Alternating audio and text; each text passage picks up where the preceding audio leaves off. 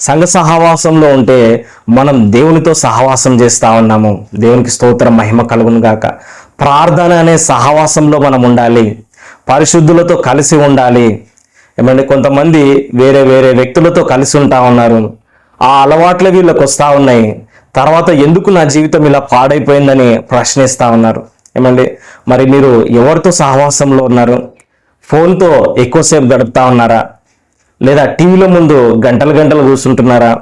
సినిమాలు షికార్లన్న మీద ఎక్కువ ఉన్నారా? మీరు కుటుంబాన్ని నిర్లక్ష్యం చేసి, సమాజంలో విలువలను నిర్లక్ష్యం చేసి, దేవునికి దూరంగా ఉంటూ చెడు వ్యసనాలు కలిగి ఉన్నారా?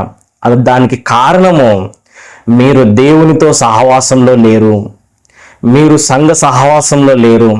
సంఘం ఆయన శరీరము, క్రీస్తు సంఘానికి శిరస్సు అయి ఉన్నాడు. కాబట్టి నువ్వు సంఘంలో ఉండాలి. కొంతమంది నాకు బైబిల్ తెలుసండి, ప్రార్థన తెలుసండి, నేను చర్చికి వెళ్ళని అవసరం లేదండి,